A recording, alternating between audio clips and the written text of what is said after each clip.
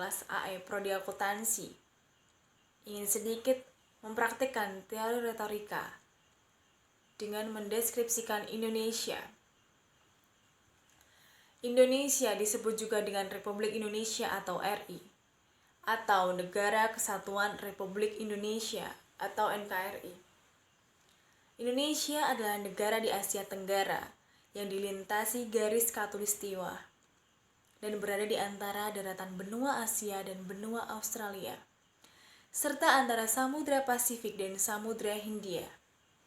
Indonesia adalah negara kepulauan terbesar di dunia yang terdiri dari 17.504 pulau.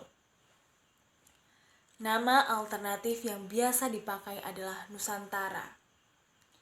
Dengan populasi hampir 270 juta jiwa pada tahun 2018, Indonesia adalah negara berpenduduk terbesar keempat di dunia dan negara berpenduduk muslim terbesar di dunia dengan lebih dari 230 juta jiwa.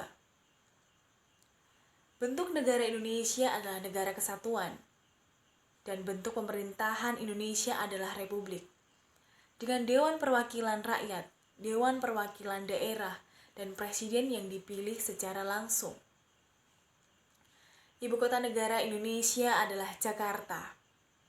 Indonesia berbatasan darat dengan Malaysia di Pulau Kalimantan, dengan Papua Nugini di Pulau Papua, dan dengan Timur Leste di Pulau Timor. Negara tetangga lainnya adalah Singapura, Filipina, Australia, dan wilayah Persatuan Kepulauan Andaman dan Nicobar di India. Sejarah Indonesia banyak dipengaruhi oleh bangsa lainnya. Kepulauan Indonesia menjadi wilayah perdagangan penting sejak abad ke-7, yaitu sejak berdirinya Kerajaan Sriwijaya, sebuah kemaharajaan Hindu-Buddha yang berpusat di Palembang, Sumatera Selatan.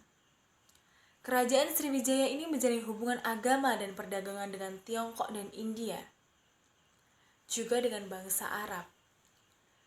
Kerajaan-kerajaan beragama Hindu dan Buddha mulai tumbuh pada awal abad ke-4 hingga abad ke-13 Masehi, diikuti para pedagang dan ulama dari Jazirah Arab yang membawa agama Islam sekitar abad ke-8 hingga abad ke-16. Serta kedatangan bangsa Eropa pada akhir abad ke-15 yang saling bertempur untuk memonopoli perdagangan rempah-rempah Maluku semasa era penjelajahan samudra. Setelah berada di bawah penjajahan Belanda selama hampir 3 abad atau sekitar 300 tahun, Indonesia yang saat itu bernama Hindia Belanda menyatakan kemerdekaannya di akhir Perang Dunia Kedua, tepatnya tanggal 17 Agustus 1945. Selanjutnya Indonesia mendapat berbagai tantangan dan persoalan berat, mulai dari seringnya terjadi bencana alam, praktik korupsi yang masif, konflik sosial, gerakan separatisme, proses demokratisasi, dan periode pembangunan, perubahan dan perkembangan sosial ekonomi politik, serta modernisasi yang pesat. Dari Sabang di ujung Aceh sampai Merauke di tanah Papua, Indonesia terdiri dari berbagai suku bangsa, bahasa, dan agama. Berdasarkan rumpun bangsa atau ras, Indonesia terdiri atas bangsa asli pribumi yakni Mongoloid Selatan atau Austronesia dan Melanesia, di mana bangsa Austronesia yang terbesar jumlahnya dan lebih banyak mendiami Indonesia bagian barat. Secara lebih spesifik, suku bangsa Jawa adalah suku bangsa terbesar dengan populasi mencapai 41,7% dari seluruh penduduk Indonesia. Semboyan nasional Indonesia, Bhinneka Tunggal Ika, berbeda-beda namun tetap satu, bermakna keberagaman sosial budaya yang membentuk satu kesatuan negara. Selain memiliki populasi penduduk yang padat dan wilayah yang luas, Indonesia memiliki wilayah alam yang mendukung tingkat keanekaragaman hayati terbesar kedua di dunia.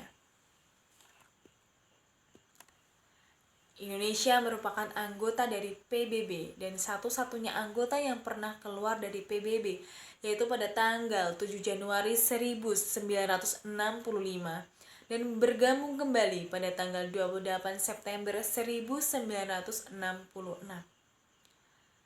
Indonesia tetap dinyatakan sebagai anggota ke-60 keanggotaan yang sama sejak bergabungnya Indonesia pada tanggal 28 September 1950. Selain PBB, Indonesia juga negara anggota dari organisasi ASEAN, KAA, APEC, OKI, G-20, dan sebentar lagi akan menjadi anggota OECD. Maksud saya OECD. Sekian, mungkin ada tutur kata yang salah, mohon dimaafkan. Mungkin seperti itu. Terima kasih. Sampai jumpa.